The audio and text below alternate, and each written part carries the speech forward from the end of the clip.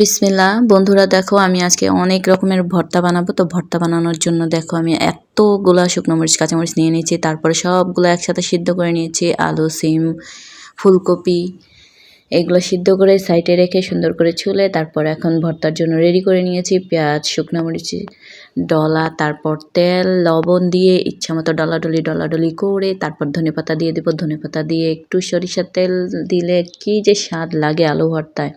তো আমি আলুগুলো আগে থেকেই ছুলে টুলে সুন্দর করে পরিষ্কার করে রেখেছি। এখন এই আলুগুলো আমি হাত দিয়ে ডলে ভর্তা করে নিব। তো ভর্তা করতে করতে দেখো কি সুন্দর কালার হয়ে গেছে।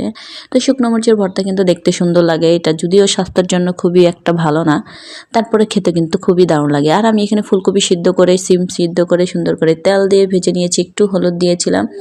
তো এইটাতে আমি এখন পেঁয়াজ দিব। পেঁয়াজ দেওয়ার পরে ওই যে শুকনো মরিচগুলো দেখেছি কতগুলো ভেজে ডলা দিয়ে রেখেছি, তাই সেখান থেকে একটু গুঁড়া নিয়ে নিলাম। তারপর নিয়ে নিলাম একটু সামান্য পরিমাণ লবণ, তারপর নিয়ে নিব স্বাদ মতো তেল। তোমরা তেলের পরিমাণটা বাড়িয়ে দিতে পারো।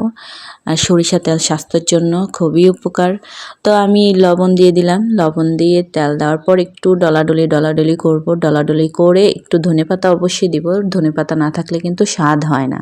তো ভর্তার মধ্যে একটু কাঁচা ধনেপাতা দিলে কিন্তু গ্রানটা খুবই সুন্দর হয়। আর সরিষা তেল, যদি দেশি সরিষা তেল হয় তাহলে তো সেই স্বাদ, ওই গ্রানেই পেট ভরে যাবে। তো আমি একটু ডলাডলি করে সুন্দর করে এটা মাখা করে নিলাম।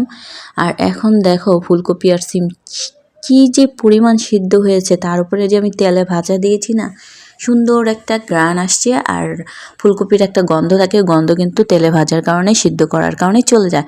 আর এতই সফট, এত সিদ্ধ হয়ে গেছে, দেখো হাত দিয়ে ডলা একেবারে ডলা ভর্তা হয়ে গেছে। তো যাই হোক বন্ধুরা, দেখতে কিন্তু খুবই অসাধারণ সুন্দর লাগতেছে। তো কারা কারা বাসায় সিম ফুলকপি দিয়ে ভর্তা করেছে অবশ্যই আমাকে জানাবে। আর ভর্তাটার কালার দেখেছো কি যে সুন্দর হয়েছে। অবশ্যই তেলে ভাজার সময় একটু হলুদ দিয়ে দিবে, সিদ্ধ করে নিবে আগে, তারপর তেলে ভাজবে। তো আমি একটু মাখা করে ধনেপাতা দিয়ে সুন্দর করে এটা আমার হয়ে গেছে। এখন এটাকে সাইড করে এখন আমি টমেটো ভর্তা করার জন্য রেডি করে নিয়েছি। টমেটোকে আমি সুন্দর করে তেলে ভেজে নিয়েছি। আর টমেটো ভাজতে কিন্তু পুরোটাই সিদ্ধ হয়ে যায়।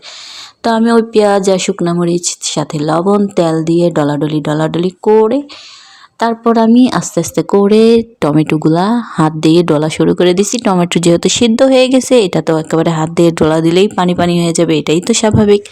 তো আমার দেখো, আর মাঝখানে যে বোটাটা থাকে সে অবশ্যই ওইটা ফেলে দিবে, কারণ এটা একটু শক্ত টাইপের হয়। তো আমি এটা বেছে সুন্দর করে ফেলে দিচ্ছি।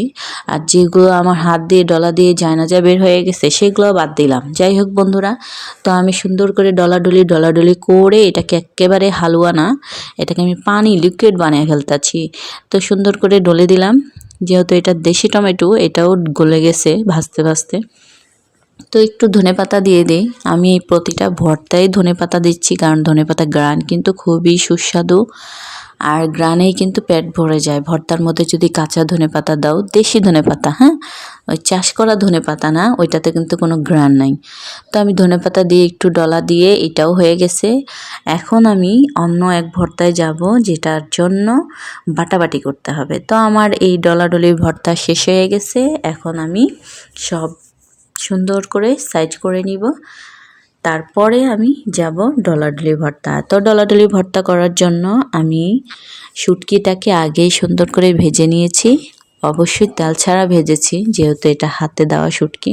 মানে এই মাছটাকে সুন্দর করে ধুয়ে রোদে শুকিয়ে শুটকি করা হয়েছে, এটা বাজারে কেনা শুটকি না। তো সেই জন্য আমি ভেজে এটাকে পাউডার করার জন্য পাটা দিয়ে বাটতে হবে। তো এই ভর্তাটাকে আগে আমি সাইড করে নিই, তারপরে ওই ভর্তার ব্যবস্থা একটা আমি নিচ্ছি গো, দাঁড়াও একটু ধৈর্য ধরো। তো পাটার মধ্যে নিয়ে নিলাম শুটকি, আর এই শুটকিটাকে এখন ডলা দিয়ে পুরোই পাউডার বানিয়ে ফেলবো। যদিও তোমরা পারো পাউডার বানাইতে, এটাকে তো একটু বেশি মিক্স করতে হবে, কারণ এটাতে অনেক পরিমাণ কাঁটা থাকে।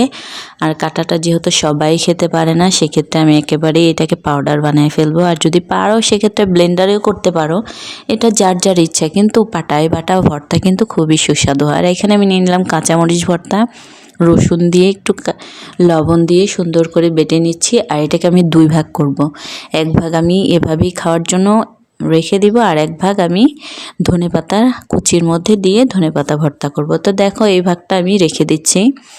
আর বাকি অর্ধেকটা আমি ধনেপাতা কুচি দিয়ে সুন্দর করে বাটাবাটি করব।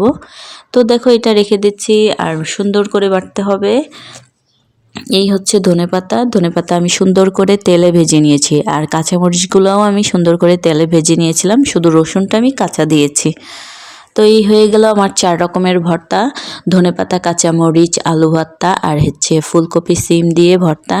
এই হচ্ছে টমেটো ভর্তা, তারপরে হচ্ছে শুটকি ভর্তা। তো কেমন হলো বন্ধুরা অবশ্যই জানাবে কমেন্ট করে। সবাই ভালো থাকবে, সুস্থ থাকবে। আগামী ভিডিও দেখার আমন্ত্রণ রইল। আল্লাহ হাফেজ।